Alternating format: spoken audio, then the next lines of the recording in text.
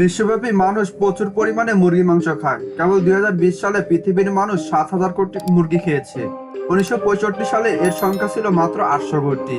এত পরিমাণে মুরগির সরবরাহ করতে বেগ পেতে হয় না বৈশ্বিক পোল্ট্রি শিল্পের। মজার ব্যাপার হলো, এই শিল্পের সূচনা হয়েছিল ছোট্ট একটি ভুল থেকে। কোন ভুলের কারণে মুরগি এত জনপ্রিয়তা খাবার হলো, এ বিষয় নিয়ে আলোচনা করব এসো জানি আজকের এই পর্বে।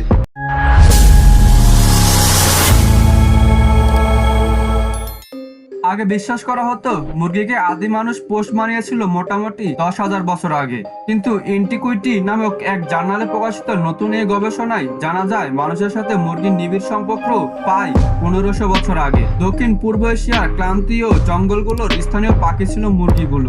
দুটি জাতের মুরগির মিশ্রণে আজকের এই মুরগি। আজ থেকে 100 বছর আগে 1923 সালে যুক্তরাষ্ট্রের ডেলাওয়ারে বাস করতেন গৃহিণী ও কৃষক সিসিল স্টিল। তখনকার আরো অনেক মার্কনীয় মতো তিনিও মুরগি পালন করতেন ডিম খাওয়ার জন্য, কিন্তু একদিন স্থানীয় হ্যাচারি তাকে ভুলক্রমে 500টি বাচ্চা পাঠিয়ে দিল। সিসিল মূলত কিনেছিল 50টি ছানা। তখনকার দিনে পণ্য ফেরত দেওয়ার কোনো নিয়ম প্রচলিত ছিল না, তাই বাধ্য হয়ে মুরগির বাচ্চাগুলোকে পালতে শুরু করেন সিসিল। সে সময় আমেরিকার সবচেয়ে বড় খামারেও মুরগির সংখ্যা ছিল কেবলমাত্র 300টি। 4.5 মাস পরে 500 ছানার মধ্যে 10টি ছানা মরে গেল। তা সত্ত্বেও বাকি ছানাগুলোকে মুরগি হিসাবে বিক্রি করে বিস্তর লাভ করে সিসিল। এরপর ব্যবসা বাড়াতে শুরু করেন সিসিল। তার স্বামী ডেভিল স্টিল ক্লোজড গার্ডেন চাকরি ছেড়ে দিলেন তাকে সহায়তা করার জন্য। 3 বছর পরে তাদের খামারের মুরগির সংখ্যা দাঁড়ালো 10,000। এই পরিবারের সাফল্যের গল্প চারিদিকে ছড়িয়ে পড়লো এবং 1928 সালের মধ্যে ওই এলাকার কয়েকশো কৃষক মাংসের জন্য মুরগি পালন শুরু করলেন। প্রসঙ্গত, সিসিলের এই ব্যবসা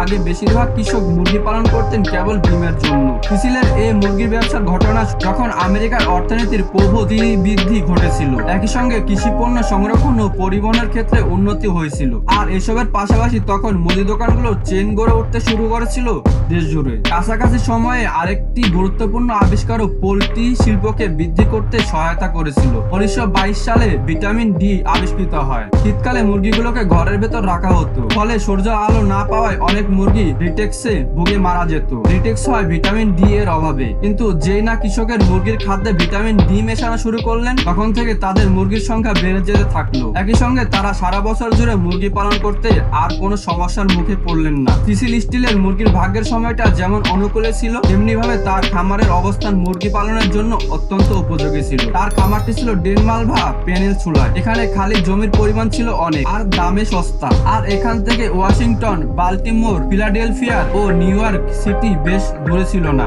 এই শহরগুলোতে মুরগি ভোক্তার সংখ্যা ছিল প্রচুর। 20 শতকের প্রথমার্ধে যুক্তরাষ্ট্রের মোট মাংস খাওয়ার প্রায় 20% ছিল মুরগি। বর্তমানে এই হার বেড়ে দাঁড়িয়েছে 44%। স্টিল পরিবারের হাত ধরে মার্কিনীদের খাবার প্লেটের কেন্দ্রবিন্দু হয়ে ওঠে মুরগি। হালের একটি গবেষণা অনুযায়ী আজ থেকে 3000 বছর আগে বর্তমানে থাইল্যান্ডে মানুষ প্রথমবারের মতো মুরগিকে পোষ মানিয়েছিল।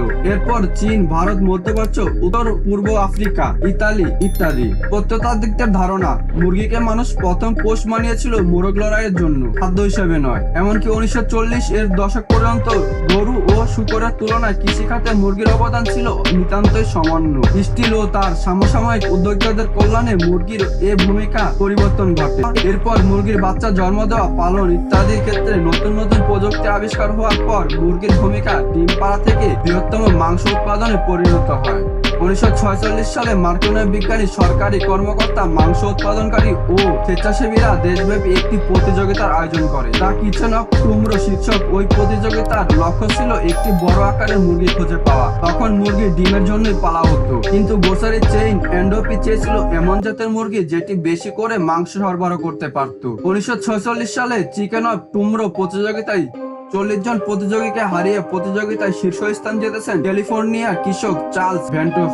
দা নিউ হ্যাম্পশায়ার রেড ও কার্নিশ জাতের মুরগির সংকর করেছিলেন তিনি। শেষে 1974 সালে নিজের সংকর জাতের মুরগিগুলোকে তিনি টাইসন ফুডস নামক একটি বড় পোল্ট্রি কোম্পানির কাছে বিক্রি করে দেন। টাইসন আবার তার কোম্পানিকে কব নামক আরেকটি কোম্পানির সঙ্গে একীভূত করে কব ভ্যান্টেজ গঠন করেন। 2016 সালে বিশ্ব মাংস উৎপাদনের জন্য পালা মুরগির প্রায় অর্ধেক ছিল 500 জাতের। 1928 সালে আলেকজান্ডার ফ্লেমিং পেনিসিলিন আবিষ্কার করেন। এর 2 দশক পরে মার্কিন বিজ্ঞানীরা জানতে পারেন অরিওমাইসিন অ্যান্টিবায়োটিক খাওয়ালে খামারের পশুর বৃদ্ধি দ্রুত ঘটে। এই আবিষ্কারের ফলে গবাদি পশু ও পাখির খাদ্যে অ্যান্টিবায়োটিক ব্যবহার হু করে বেড়ে যায়। 1970 এর দশকে মার্কিন জনস্বাস্থ্য বিশেষজ্ঞরা নাগরিকদের পশু চর্বি খাওয়া কমিয়ে মাংস খাওয়ার আহ্বান করেন। তারা মানুষদের মুরগি, টার্কি, মাছ খাওয়ার পরামর্শ দেন। এর ফলে 1970 থেকে 2019 সাল পর্যন্ত যুক্তরাষ্ট্রে গরুর মাংস খাওয়ার পরিমাণ 28% কমে যায় এবং পোল্ট্রিজাত মাংস ভক্ষণ 173% বাড়ে। মুরগির মাংসের আজকের পর্যায়ে আসার জন্য মুরগিকে অনেক পরিবর্তনের মধ্য দিয়ে যেতে হয়েছে। একটা সময় মুরগি নারীদের এবং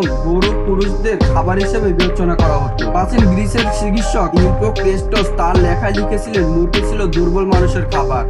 অবশ্য সময়ের সঙ্গে সঙ্গে বডি বিল্ডার ও ডায়েটারদের কাছে পছন্দের মাংস হিসেবে মুরগির জনপ্রিয় হয়ে ওঠে। মুরগি থেকে বেশি মাংস উৎপাদন করার জন্য মানুষ মুরগির ওপর অনেক পরীক্ষা নিরীক্ষা চালিয়েছে। হালের পোল্ট্রি মুরগিগুলোর শরীর এতটাই ভারী হয়ে ওঠে যে এগুলো বেশিরভাগ ঠিকমতো হাঁটতেই পারে না। দা চিকেন অফ কুমড়ো প্রতিযোগিতায় সময়কালে একটি মুরগি বাজারের ওজন তথা 3 পাউন্ড হতে 84 দিন সময় লাগতো। বর্তমানে এর অর্ধেক সময় একটি মুরগি দ্বিগুণ ওজনের হতে পারে। কানাডিয়ান পোল্ট্রি গবেষকদের নতুন একটি বিখ্যাত গবেষণা স্পষ্ট হয়ে উঠেছে পোল্ট্রি কোম্পানিগুলো মুরগির জীবতত্ত্ব নিয়ে কত দূর পর্যন্ত নাড়াচাড়া করেছে। এই গবেষকরা 1957, 1978 ও 2005 সালের মুরগির জাত সংগ্রহ করে এগুলো টানা 56 দিন একই ধরনের খাবার খাওয়ান। গবেষণা শেষে দেখা যায় 1957 সালের জাতের মুরগিটির ওজন হয়েছে 2 পাউন্ড, 1978 সালের 4 এবং 2005 সালের মুরগিটির ওজন দাঁড়িয়েছে একেবারে 9.2 পাউন্ড। এভাবে মুরগির বৃদ্ধি দ্রুত হয় সেটা ভোক্তা, কোম্পানি এমনকি আশ্চর্যজনকভাবে কার্বন ফুটপ্রিন্ট কমানোর পক্ষে